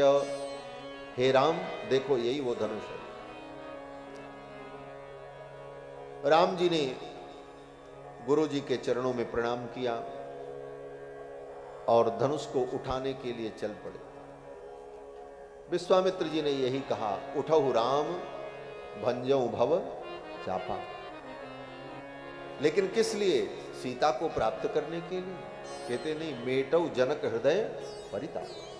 जनक के ताप को दूर करने के लिए इस धनुष पर प्रत्यंचा चढ़ा। उठहु राम भंजऊ भव चापा, उठहु राम भंजऊ भव चापा। मेटहु तात जनक परितापा, मेटहु तात जनक परितापा। उठहु राम भंजऊ भव चापा, उठहु राम भंजऊ भव चापा। गुरुदेव की आज्ञा भई, राम जी चल पड़े। पहले गुरु जी के चरणों में प्रणाम किया और जब चले तो बड़ी मस्ती की चाल में राम जी जा रहे हैं, जैसे मस्त गजराज चलता हो महाराज। सहज ही चले सकल जग स्वामी, सहज ही चले सकल जग स्वामी। मत मंजू पर कुंजर गामी, मत मंजू पर कुंजर गामी। सहज ही चले सकल जग स्वामी, सहज ही चले सकल जग स्वामी। सहज ही चले सकल जग स्वामी, सहज ही चले सकल। बड़े सहज भाव से राम जी चले, धनुष के पास पहुंचे और धनुष को देखा। और देखने के बाद राम जी ने कहा, पहले मैं इसे छूने का प्रयास करूंगा। अगर मैं छूने में सफल हो गया तो मैं इसे उठाने का प्रयास करूंगा। अगर मैं उठाने में सफलता प्राप्त कर लेता हूं तो प्रत्यंचा चढ़ाने की कोशिश करूंगा, और अगर प्रत्यंचा चढ़ाने में मैं सफल हो गया तो मैं इसका आरोपण करूंगा। गर्व नहीं है राम जी को कि हम उठा देंगे, हम तोड़ देंगे, हम ऐसा कर देंगे। बड़े विनम्र भाव से राम जी कहते हैं, इदम धनुर्बरम दिव्यम संस्पृशामि हे पाणिना, यत्नवाश्च भविष्यामि तोलने पूरणे पिवा। इसके बाद मैं इसे उठाने का प्रयत्न करूंगा और इस पर प्रत्यंचा चढ़ाने का भी प्रयास करूंगा। ये कहते हुए राम जी ने जाकर के उस धनुष को छुआ और फिर एक बार गुरु जी को प्रणाम किया। गोस्वामी जी महाराज कहते हैं, गुरु ही प्रणाम मन ही मन कीना, गुरु ही प्रणाम अति लाघव उठाई धनु लीना, अति लाघव उठाई धनु लीना, गुरु ही प्रणाम मलई मन कीना, गुरु ही प्रणाम मलई मन कीना। मन ही मन गुरु जी को प्रणाम किया और फिर अति लाघव उठाई धनु लीना, बड़ी ही सहजता में राम जी ने धनुष को उठाया और उठाने के बाद आरोपयित्वा मौर्वीं पूरयामास तद्धनुः, धनुष पर प्रत्यंचा चढ़ाई और फिर एक हाथ से धनुष को पकड़ा, एक हाथ से डोरी को खींचा। तद्बभंज धनुर्मध्ये नरश्रेष्ठो महायशाः, डोरी को पकड़ करके राम जी ने जब खींचना शुरू किया तो इतना खींचते चले गए कि धनुष झुकता चला गया और इतना वो झुका कि बीच से टूट गया महाराज। अब जब टूटा, धड़ाम की ध्वनि हुई, सब चौंक गए, क्या हुआ? लोगों ने देखा धनुष टूट गया। टूटे हुए धनुष को सबने देखा, लेकिन राम जी ने कब धनुष को उठाया, कब डोरी बांधी और कब खींचा और कब धनुष टूटा, ये कोई नहीं देख पाया। लेति चढ़ावत खेचत गाड़े, लेति चढ़ावत खेचत गाड़े, काहू न लखा देख सब ठाणे, काहू न लखा देख सब ठाणे, तेहि छन राम मत धनु तोरा, तेहि छन राम मत धनु तोरा, भले भुवन धुनि घोर कठोरा, भले भुवन धुनि घोर कठोर, भले भुवन घोर कठोर, रवि रवि बाज तजी मारग चले करई कज डोल वही बोल कोरुम कर मर, सूर्य असुर मुनि कर तानि दीने, सकल विकल विचारहि, खंड राम तुलसी जयति बचन उचारहि रे आ, जयति बचन उचारहि रे आ, जयति बचन उचारहि। कब राम जी ने धनुष को उठाया, कब खींचा, कोई देख नहीं पाया। धनुष टूट गया। जब टूटा, जो जहां बैठे थे वहीं लोग गिर पड़े, भूकंप आ गया थे।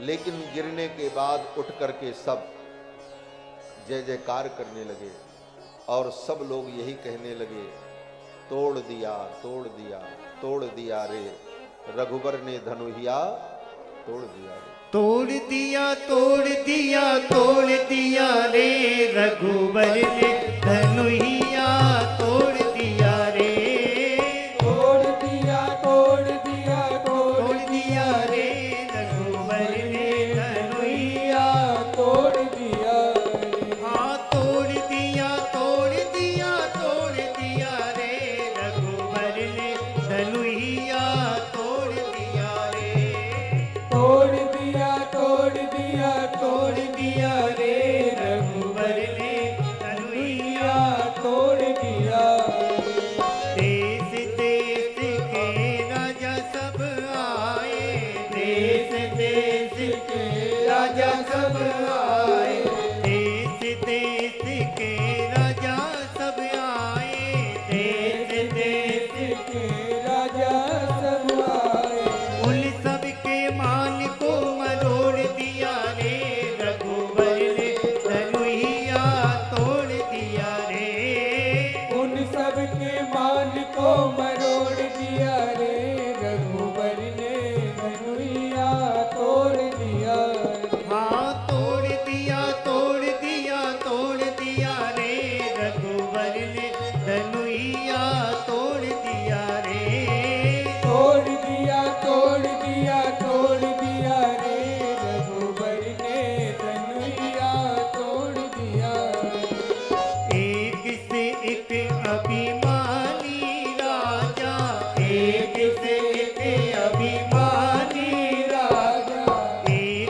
एक अभिमानी राजा, एक से एक अभिमानी राजा, उन्हों की मूछ को मरोड़ दिया रे, रघुबर ने धनुइया तोड़ दिया रे।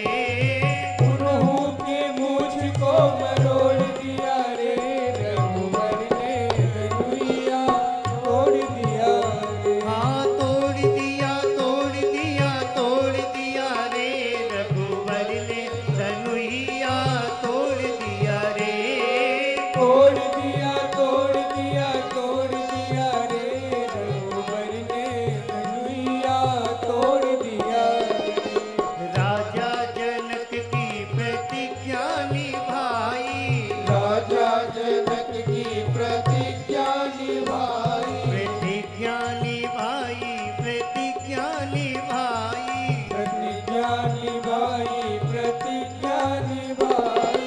राजा जनक की प्रतिज्ञा निभाई, राजा जनक की प्रतिज्ञा निभाई। सिया जी से नाता जोड़ दिया रे, रघुबर ने धनुइया तोड़ दिया रे। सिया से नाता जोड़ लिया रे, रघुबर ने धनुइया तोड़ दिया रे। हाँ तोड़ दिया, तोड़ दिया, तोड़ दिया रे, रघुबर ने धनुइया तोड़ दिया रे। तोड़ दिया, तोड़ दिया, तोड़ दिया रे, रघुबर ने धनुइया तोड़ दिया रे। हाँ तोड़ दिया, तोड़ दिया, तोड़ दिया रे, रघुबर ने धनुइया तोड़ दिया रे।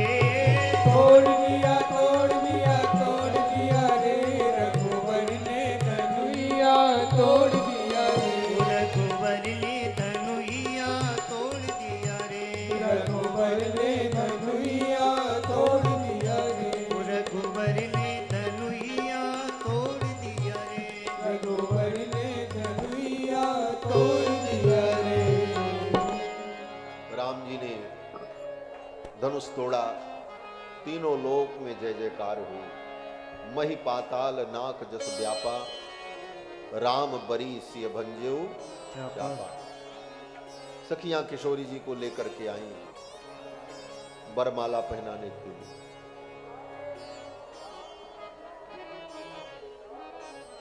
लेकिन किशोरी जी के कर कमल भगवान के मत्थे तक पहुंच नहीं पा रहे। सखियां कहती सरकार झुक जाओ। राम जी झुकने को तैयार नहीं हुए। लक्ष्मण जी ने कहा भैया ससुराल में और वो भी स्त्री के सामने और इन सखियों के कहने पर, और हम क्षत्रिय कुमार झुक जाएं, ऐसा कैसे होगा? राम जी ने कहा हाँ लक्ष्मण तुम ठीक कहते हो। राम जी और तन करके खड़े हुए। सखियों ने बहुत उपाय किया, रघुनाथ जी झुकने को तैयार नहीं हुए। तो सखियों ने युक्ति निकाली। सखियों ने कहा रघुवर आप त्रिभुवन कमनीय हो, परम सुंदर हो। आपकी सुंदरता का, आपकी महिमा का हमने वर्णन किया तो आपको घमंड हो गया, आपको अभिमान हो गया। अगर आपको अपनी सुंदरता पर, अपने कुल पर, अपनी विशेषताओं पर आपको नाज है तो ये नाज आप छोड़ दो। हमारी किशोरी जी आपसे कम नहीं है, और आपका जो ये अभिमान है, आपका जो ये घमंड है, एक सेकंड में समाप्त हो जाएगा। कैसे? सखियों ने कहा एक बार हमारी किशोरी जी की छाया में अपना मुख देख लो। किशोरी जी की बराबरी तो छोड़ दो, छाया के बराबर भी आप नहीं हो। अपना चेहरा हमारी किशोरी जी की छाया में जरा देख लो। राम जी ने कहा छाया में कहीं मुख दिखता है? शीशा में मुख दिखता है, छाया में थोड़ी दिखता। मिथिला की सखियों ने कहा ये मिथिला है, यहां छाया में भी मुख दिखता है, परछाई में भी मुख दिखता है। तो राम जी ने सोचा हो सकता है जब मिथिला में जमीन से कन्या पैदा हो सकती है, मिथिला में आने पर पत्थर से स्त्री प्रकट हो सकती है, तो फिर यहां छाया में मुख भी दिख सकता है, हो सकता है ऐसा हो। राम जी ने सोचा यह भी संभव हो सकता है। राम जी ने सोचा चलो देख ही लेते हैं। सखियों ने कहा गर्व करो रघुनंदन जन अपने मन माही, गर्व करो रघुनंदन जन अपने मन माही, आपन रूप निहारो सियजू की परछाई। हमारी किशोरी जी की परछाई में आप अपना मुख तो देख लो। राम जी किशोरी जी की परछाई में अपना मुख देखने के लिए ज्यों ही झुके थोड़ा, और ज्यों ही सुर झुकाया कि जरा देखें, तब तक किशोरी जी ने माला पहना दी। गावही छवि अब लोक सहेली, गावही छवि अब लोक सहेली, सिय जय माल राम उर्मिली, सिय जय माल राम उर्मिली। पुर अरु व्योम बाजने बाजे, अरु व्योम बाजने बाजे, भय भय हरि खल भय मलिन साधु सब राजे, खल भय मलिन साधु सब राजे। सुर किन्नर नर नाग मुनीसा, सुर किन्नर नर नाग मुनीसा, जय जय जय कहि दे है असीसा, जय जय जय कहि दे असीसा। नाचहि गावै विबुध बधूठी, नाचहि गावै विबुध बधूठी, बार बार कुसुमांजलि छूटी, बार बार कुसुमांजलि छूटी। जय तह विप्र वेद धुनि करही, जय तह विप्र वेद धुनि करही, वंदे बिरदावली उच्चरही, वंदे बिरदावली उच्चरही। मही पाताल नाग जसु व्यापा, मही पाताल नाग जस व्यापा, राम बरीसिय वन्य उचापा, राम बरीसिय वन्य उचापा। करहि आरती पुर नर नारी, करहि आरती पुर नर नारी। देह निछावर पित्त बिसारी, देह निछावर वित्त विसारी। हे सोहत सिय राम के जोड़ी, सोहत सिय राम के जोड़ी। छवि सिंगार मनऊ एक ठोरी, छवि सिंगार मनऊ एक ठोरी। धनुष टूट गया। किशोरी जी ने बरमाला डाली, देवताओं ने पुष्प वृष्टि की, जय जयकार की। चारों तरफ आनंद की लहर छा गई और सखियों ने मंगल गीत गाया। सखियों ने किशोरी जी से कहा कि अब प्रणाम करो। तो राम जी के चरण में प्रणाम करने में जानकी जी संकुचित होने लगी, डरने लगी। किस बात का डर? जानकी जी ने सोचा कि इनके चरणों को छू करके मैं अगर प्रणाम करूंगी तो कहीं गड़बड़ न हो जाए। बोले क्या गड़बड़ होगा? बोले जब इनके चरण के स्पर्श से एक शिला नारी बन जाती है तो मैं तो पहले से ही नारी हूं। अगर कहीं इनके चरण का स्पर्श करते मैं शिला बन गई तब क्या होगा? जब शिला नारी बन सकती है तो नारी शिला भी बन सकती है। तो अगर मैं इनके चरणों का स्पर्श करूं और मैं शिला बन गई तो इनसे मिलने की जो आकांक्षा है वो धरी की धरी रह जाएगी। इसलिए चरण छूने में संकोच होने लगा। गौतम तिय गति सुरत कर नहीं परसत पग पान। फिर सखियों ने समझाया। किशोरी जी ने भगवान के चरणों में प्रणाम किया और फिर सखियां मंगल गीत गाते हुए किशोरी जी को लेकर अंतःपुर में चली गई। भगवान श्री राम और लक्ष्मण विश्वामित्र जी के साथ अपने आवास पर आए। जनक जी ने सुंदर पत्रिका लिखाई। फिर पत्रिका लेकर के दूत लोग अयोध्या आए हैं। जनक जी तो उसी समय कन्यादान करना चाहते थे, लेकिन भगवान श्री राम ने ही मना कर दिया कि जब तक मेरे पिताजी नहीं आएंगे तब तक मैं कन्यादान ग्रहण नहीं करूंगा। ये मर्यादा रखी रघुनाथ जी ने। और फिर पत्रिका लेकर के दूत लोग जब आए तो दशरथ जी महाराज बारात सजा करके मिथिला के लिए जाते हैं। अब कल मिथिला चलेंगे, आज तो देर हो गई।